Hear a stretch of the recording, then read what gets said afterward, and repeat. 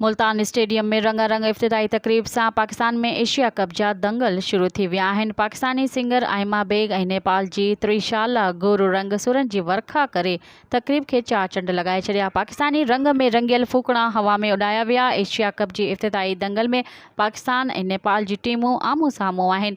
पाकिस्तान जी team toss खटे पहिरीं batting करे रही आहे। क़ौमी टीम जे कप्तान बाबर आज़म चयो त पिच ॾिसणु सुठी पई लॻे। एशिया कप में सुठी क्रिकेट खेॾण जी कोशिश कंदासीं।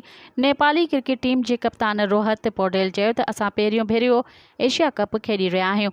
विकेट बैटिंग लाइ सुठी लॻी रही आहे। मज़ीद ख़बरनि ऐं तफ़सीलात लाइ विज़िट कयो असांजी वेबसाइट www.awamiNewsHD.com ऐं ॾिसंदा रहो अवामी न्यूज़ HD।